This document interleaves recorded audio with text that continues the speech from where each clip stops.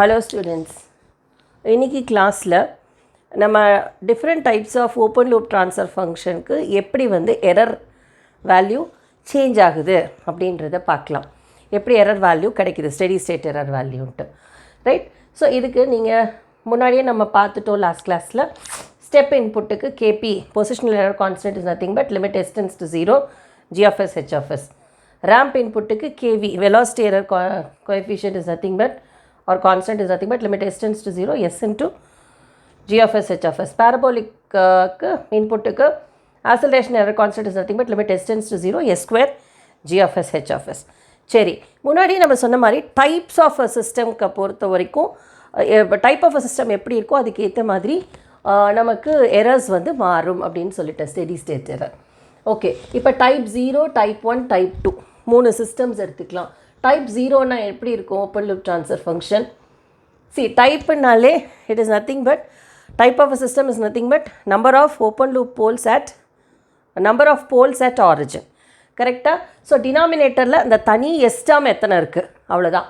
So தனி எஸ்டம் எதுவுமே இல்லைனா it is a type 0 system, right? So நியூமரேட்டரில் 0 s + z1 × s + z2 அப்படின்னு போயிட்டே இருக்கும். கீழே s + p1 × s + p2 அப்படின்னு போயிட்டே இருக்கும். இங்கே தனியாக ஒரு எஸ் டேர்ம் இல்லை. So it is a type 0 system.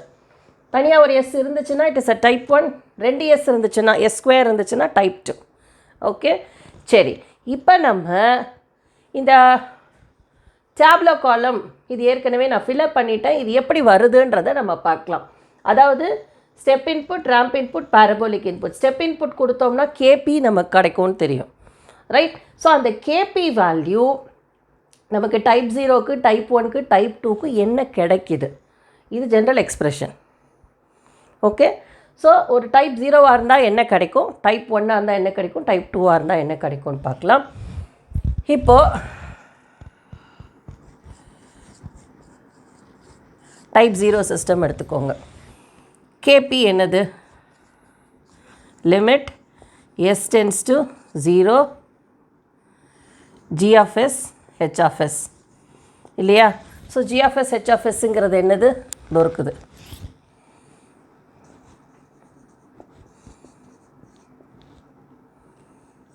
s + z1 into s + z2 இப்படியே போகும். s + p1 s + p2 இப்படியே போகும். ஸோ இதுக்கு லிமிட் சப்ஸ்டியூட் பண்ணிங்கன்னா என்ன வரும்? z1 into z2 into so on divided by p1 into p2 இப்படி போயிட்டே இருக்கும். இதுதான் ஒரு கான்ஸ்டன்ட், கரெக்டாக? இப்போ டைப் 1ஆக இருந்தால் எப்படி இருக்கும்? KP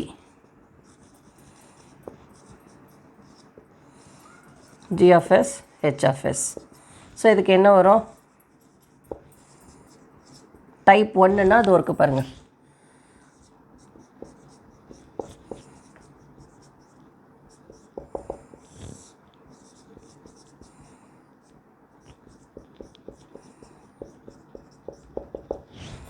right? ஸோ இப்போ இதுக்கு லிமிட் சப்ஸ்டியூட் பண்ணிங்கன்னா என்ன வரும்? z1 into z2 into divided by 0 into p1 into p2. So இது என்ன வரும்? கரெக்டாக? அடுத்தது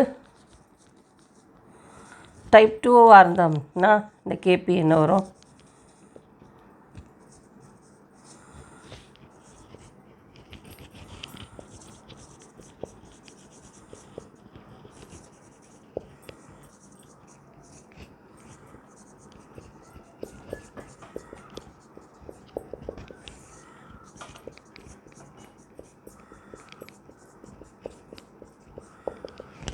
ஸோ இங்கே எஸ் ஸ்கொயர் டைப் 2ன்றதுனால ஸோ என்ன வரும்? லிமிட் சப்ஸ்டியூட் பண்ணிங்கன்னா 0 square into p1 into p2 into இப்படி போகும். இதுக்கு என்ன வரும்? இன்ஃபினிட்டி. ஸோ டைப் 0வாக இருந்தால் கே, அடுத்த ரெண்டுத்துக்கு இன்ஃபினிட்டி. பாருங்கள், கே இன்ஃபினிட்டி இன்ஃபினிட்டி. ஸோ நமக்கு ஏற்கனவே தெரியும் steady state error steady but 1/1 + kp. So இங்கே கேபி கேன்றதுனால 1/1 + k. இங்கே 1/1 + infinity which is nothing but 0. இங்கேயும் அதே தான், ரைட்? ஸோ முடிஞ்சுதா? டைப் 0, டைப் 1, டைப் 2 இது எதுக்கு பார்த்தோம்? கேபிக்கு பார்த்துட்டோம். இப்போ அடுத்தது கேவிக்கு பார்க்கணும்.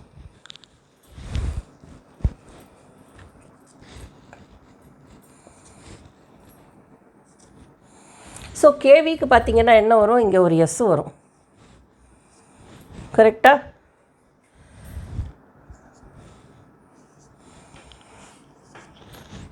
ஸோ இப்படி பண்ணும்போது என்ன வரும், லிமிட்ஸ் 0 into கரெக்டாக. So 0 into anything is 0. இங்கேயும் அதே மாதிரி இங்கே என்ன வரும்னா இந்த எஸ்ஸும் இந்த எஸ்ஸும் கேன்சல் ஆகிடும். ஸோ இங்கே ஒரு கான்ஸ்டன்ட் வரும், z1 into z2 so on divided by p1 into p2 into so on. கரெக்டாக? இப்போ இங்கே மேலே இருக்கிற ஒரு எஸ்ஸும் கீழே இருக்கிற ஒரு எஸ்ஸும் கேன்சல் ஆகிடும். ஸோ ஒரு 0 ஒரு டினாமினேட்டர் லிமிட் சப்ஸ்டியூட் பண்ணும்போது. ஸோ என்ன வரும், இது அகெயின் இன்ஃபினிட்டி. கரெக்டாக? ஸோ 0 k இன்ஃபினிட்டி வந்துடுதா? ஸோ இங்கே steady state error 1/kv. So 1/0 infinity. இது கேன்றதுனால 1/k, இது இன்ஃபினிட்டிங்கிறதுனால 1/infinity 0. ஓகே. ஸோ இப்போ வந்து நெக்ஸ்ட் வந்து KA பார்க்கலாம். ஆக்சலரேஷன் எரர் கான்ஸ்டன்ட் s² வந்துடும். ஸோ இங்கேயும் அதே மாதிரி s².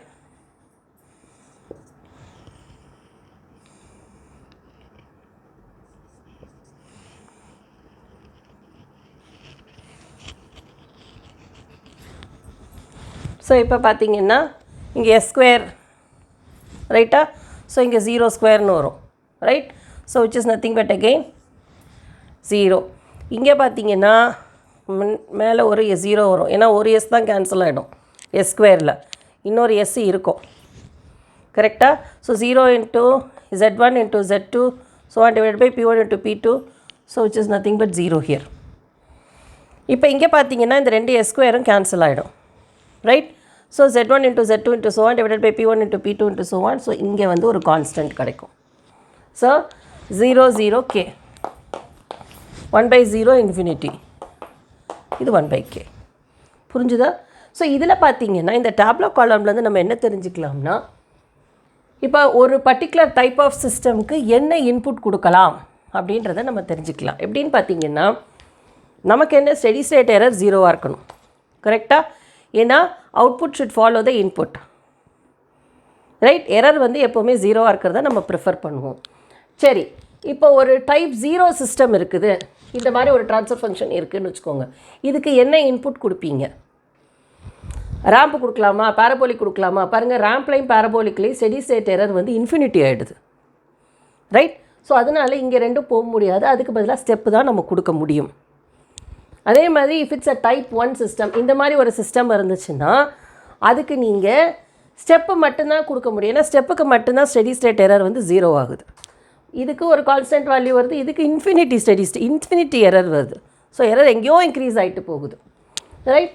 டைப் 2 சிஸ்டமாக இருந்தால் இதர் ஸ்டெப்பும் கொடுக்கலாம், இல்லை ரேம்பும் கொடுக்கலாம். ஏன்னா அது ரெண்டுத்துக்குமே ஸ்டெடி ஸ்டேட் எரர் 0 வருது, ரைட்?